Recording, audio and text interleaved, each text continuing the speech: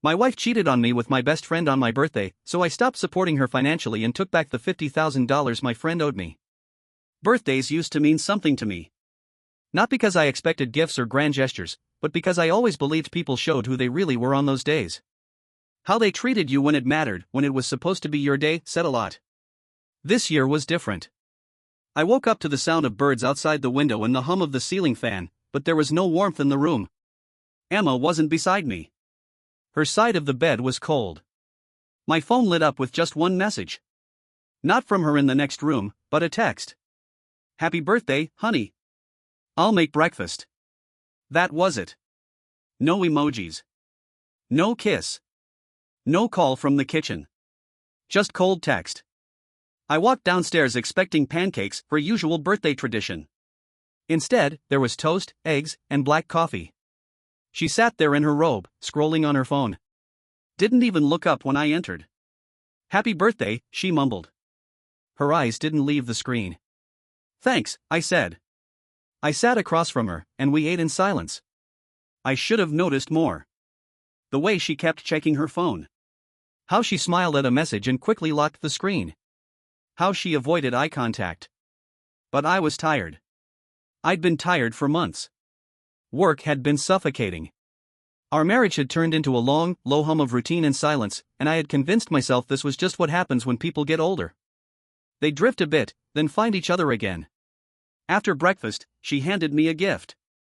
A box, small, flat. I opened it slowly. It was a pen. A sleek, black pen with her company's logo on the clip.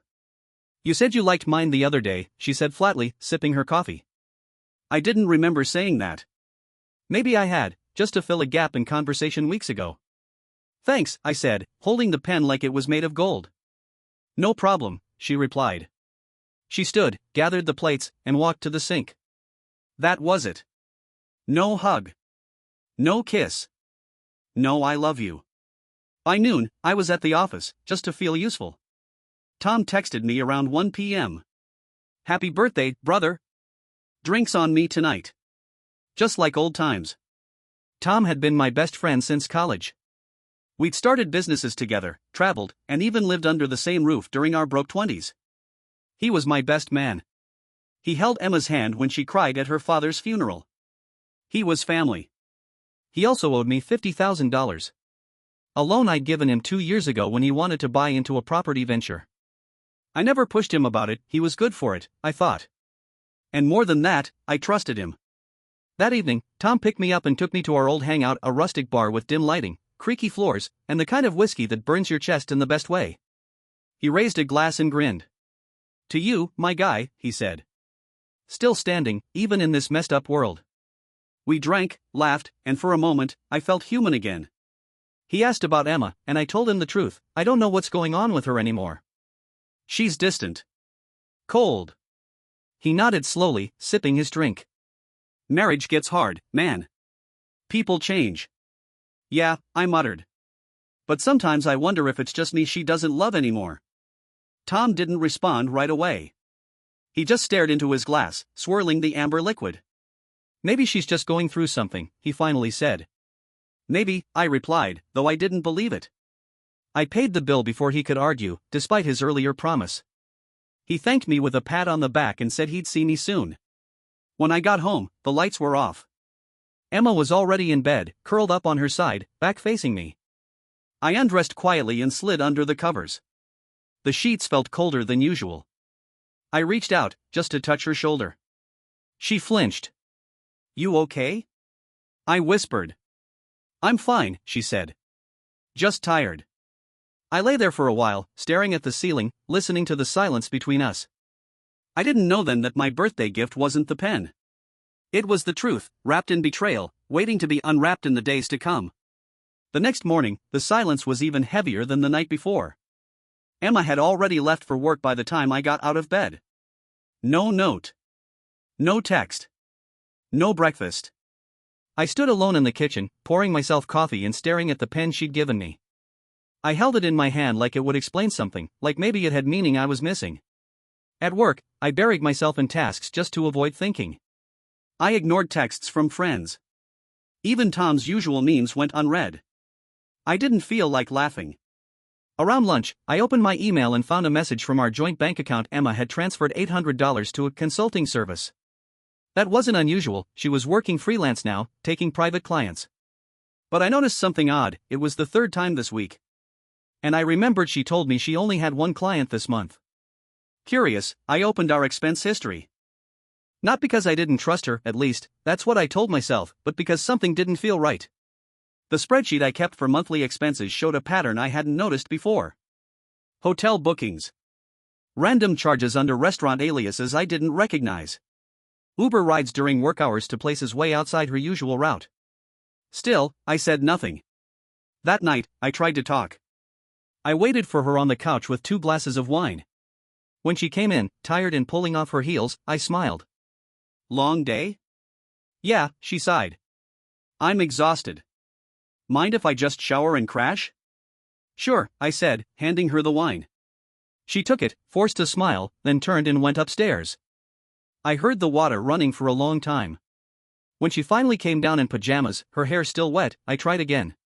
Emma, are we okay?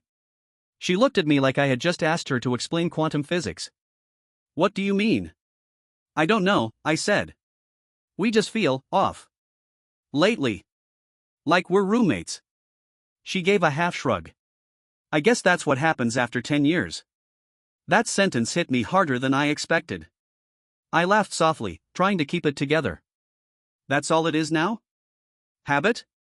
She didn't respond. Just sipped her wine and turned toward the TV. I don't know why, but I said, is there someone else? She froze. Just for a second. Not long. But long enough. What? No. Of course not, she said quickly. Too quickly. I just had to ask. Well, it's insulting, she snapped. If you don't trust me, that's your problem. I nodded, staring into my glass. We didn't speak for the rest of the night.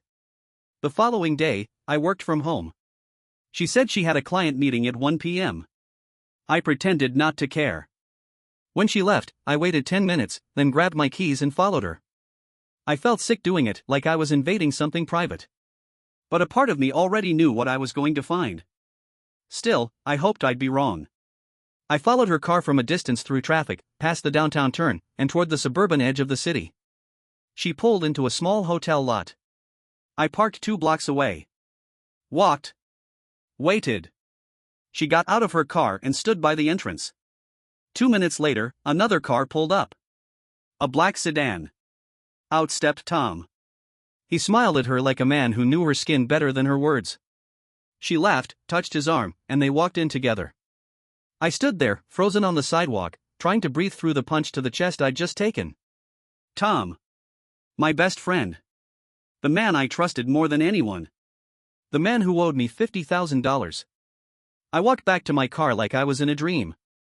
Got in. Stared at the steering wheel. My fingers shook so hard I couldn't even start the engine. I don't remember driving home. I don't remember what I said when she returned hours later, smelling like cheap hotel soap and lies. I just remember pretending everything was fine. I kissed her forehead. Told her dinner was in the oven. And in my head, I started planning how I'd take everything back. I didn't sleep that night. I lay in bed beside Emma, staring at the ceiling fan spinning slowly above us, the same one we'd picked out together 7 years ago when we renovated the bedroom. Back when we still kissed before falling asleep. Now, all I could think about was Tom's hand on her waist, their laughter echoing through that hotel entrance. By morning, something inside me had snapped, not with rage, not even with heartbreak. It was colder than that. Like a switch had been flipped. I got out of bed early, dressed in silence, and left before she woke up. My first stop was the bank. We had 1 joint account and 2 personal ones. Emma barely used hers. Most of her financial activity came through mine because for the past few years, I'd been the one handling the bills. Rent. Utilities. Car insurance. Groceries. All from my salary. She made money here and there from her freelance work, but it was small. I never minded. That's what partners do, right? But now that partnership was broken. So I transferred everything out of our joint account and into my personal one. Every dollar. I left exactly $3.17, the balance after her recent coffee purchase. Then I called the credit card company and froze the account she used. Not cancelled, just paused. I told them there were suspicious charges. They agreed without question. By noon, I was at the office. I pulled up every record of the loan I gave Tom. Emails, text confirmations, even the digital signature he sent when I asked him to formalize it back when we were still trying to be grown-ups about business deals. The document clearly stated repayment within 2 years. That deadline had passed 3 months ago. And now I wanted my money. I sent him a message. Hey, man. Can we meet up tonight? Something I need to discuss in person. He replied within minutes. Sure thing, bro. Usual spot? I told him yes. But this time, I didn't go in with jokes and clinks of beer. I waited until he sat down before speaking. You owe me $50,000, I said flatly. Tom blinked, then gave a short, uncomfortable laugh. Yeah, I know, man. I told you I'd get it to you, things are just tight right now. 3 months past due, I said, pushing the printed contract toward him. And there's been a breach of good faith. His face changed. What's this about? I leaned in, my voice low and even. I know about you and Emma. He froze. No blinking. No smiling. Just silence. I saw you. At the hotel. On my birthday, Tom. He exhaled slowly, like someone trying to buy time to lie. I didn't mean for, he started. Stop, I said. I don't need an apology. I'm not here to cry. I'm here for my money. He swallowed, nodding once. All right.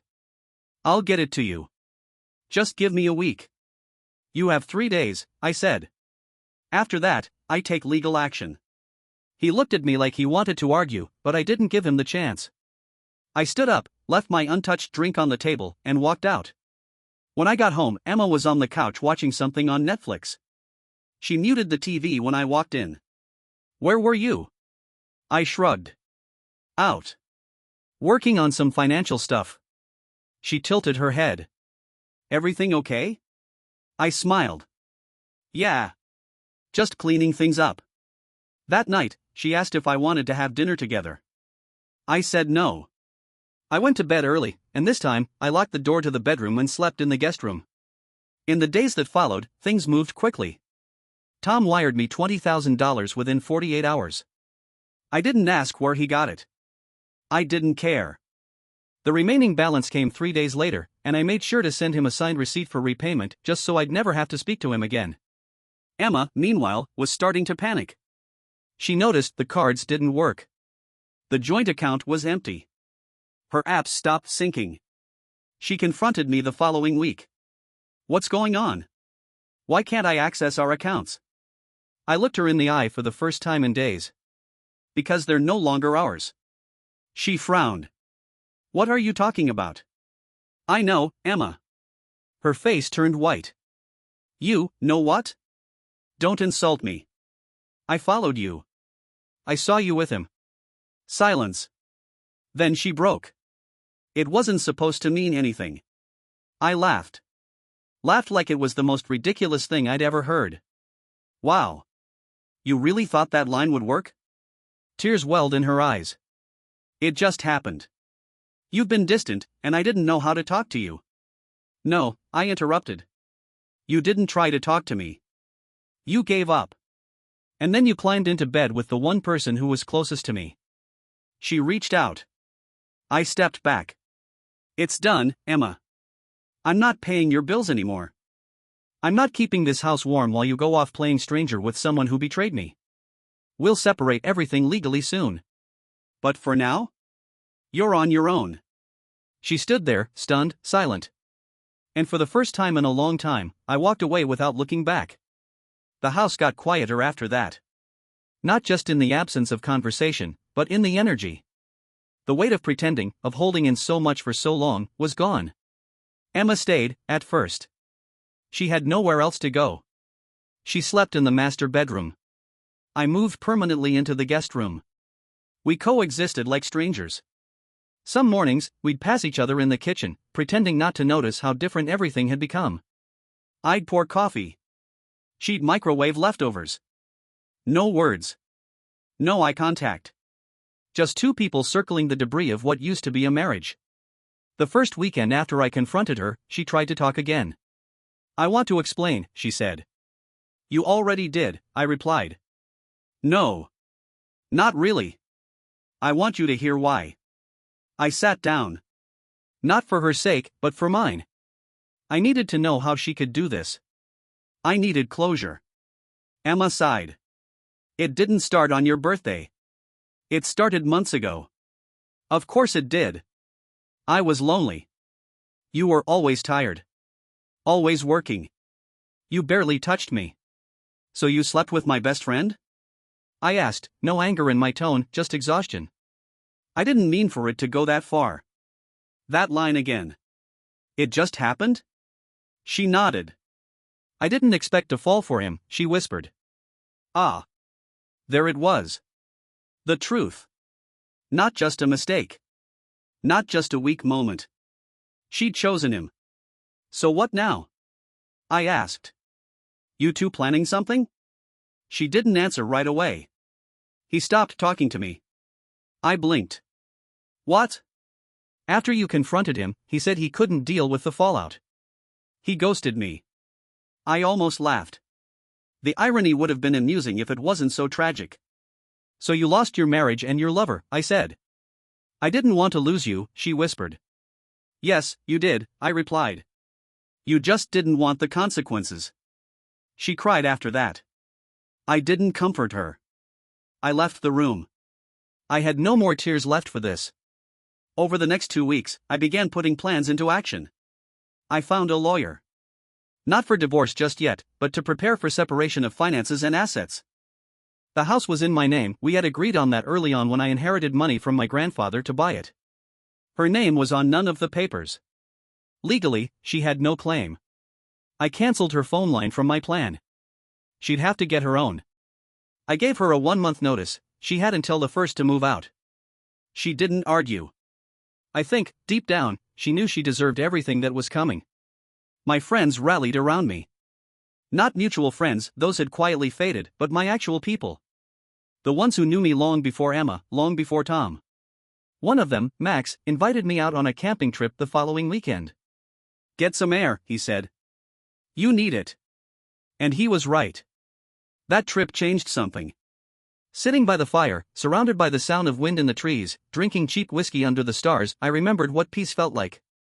I talked for hours with Max. Not about Emma. Not about betrayal. Just about life, goals, what came next. I came back with a list. Not a literal one. But a mental plan of what I wanted to do. Remodel the house. Sell the car Emma used and buy something that didn't reek of her perfume. Take a trip somewhere I'd always postponed. Focus on myself, not out of revenge, but recovery. When I got home, Emma was packing. She didn't say much. Just folded clothes into boxes and left things on the porch for pickup. She moved in with her sister temporarily. No dramatic farewell. No final confrontation. Just, gone. The silence after she left wasn't empty. It was healing. Like finally removing a sliver that had been buried under the skin for too long. I started changing things. New couch. New paint in the bedroom. I replaced the bed entirely. I even got rid of the fan. Tom tried calling once. I didn't answer. Then he sent a text. I messed up. I know I don't deserve forgiveness, but I just wanted you to know I'm sorry. I deleted it without replying. Closure isn't something other people give you. Sometimes, it's just the absence of them that allows it to form. 1 year. It's strange how fast and slow time can move at the same time. A year ago today, I woke up expecting warmth, celebration, and the comfort of love. Instead, I got silence, a cheap pen, and betrayal in its most personal form. Now, I wake up in the same house, but it doesn't feel the same. The air is lighter. The walls, repainted. The echoes of that day, of her voice, his laugh, they're gone. Faded like old pencil marks on paper. I sat on the edge of my new bed this morning and smiled. Not because everything's perfect. But because it's mine again. My life. My rules. My story. A lot changed in the past 12 months. After Emma moved out, she filed for separation on her own. I signed the papers without delay. The legal process was smooth, we had no children, no joint property, and I had already separated finances. We signed in a quiet office under harsh fluorescent lighting. She wore sunglasses inside. I didn't ask why. She looked like someone mourning a version of herself she didn't recognize anymore. "I'm sorry," she said softly before we left. I nodded. That was all. Tom never reached out again. I assume he took his silence as a way of doing me one last favor. And I let it be. I never asked mutual friends about him. I didn't block him, but I never opened his messages either. There was nothing left to say. I did everything on that mental list. The remodel? Done. My living room now had warm wooden floors, soft gray walls, and a massive bookshelf that I built with my own hands. The guest room I used to sleep in became a small music studio. I taught myself how to play guitar during long nights when sleep didn't come. I sold Emma's car and got a used black Jeep. Something about it made me feel like I could go anywhere, like I wasn't stuck in place anymore. The trip? I took it in spring. 3 weeks across the Pacific Northwest, stopping in small towns, hiking trails, drinking coffee in roadside diners with people whose names I never asked but whose stories I'll never forget. And then, the biggest change of all, I started writing. Just for myself, at first. Journaling. Memories. Fragments of feelings I couldn't share with anyone else. Then it turned into short essays, then a blog. I wrote about betrayal, healing, finances, and even the practical steps I took after discovering the affair. One of the posts went viral. Thousands of readers. Emails. Comments. People saying, "This helped me. This gave me the courage to leave." I thought I was the only one. Funny how pain, when shared, loses its grip a little. This morning, I celebrated my birthday alone, but not lonely. I walked to the corner cafe, ordered my favorite pastry, and the barista, a college girl who always plays classic rock and wears mismatched socks, smiled and said, "Happy birthday, right?" I remember from last year. I smiled back. "Yeah. Thanks." After breakfast, I went to the park. Just sat there under a tree, watching kids play, dogs chasing frisbees, couples holding hands. No bitterness. No regret. Just observation. I didn't need revenge. I didn't need apologies. Emma taught me something important: not everyone who walks with you is meant to stay. And Tom? He reminded me that trust should never be blind, even with old friends. But I'm not angry anymore. Pain reshaped me, yes. But it didn't destroy me. It revealed things I ignored, pushed me to set boundaries, and forced me to ask the hardest question of all: what do I really want from life? And for the first time in years, I think I have an answer. I want peace. Honesty. And the courage to walk away when something stops serving me. This evening, I'm cooking dinner for myself. A steak, mashed potatoes, a glass of red wine. No cake. No guests. No fake smiles. Just me. And you know what? That's enough. Thank you for watching the video. Like it if you watched the video to the end, and don't forget to subscribe. Have a nice day.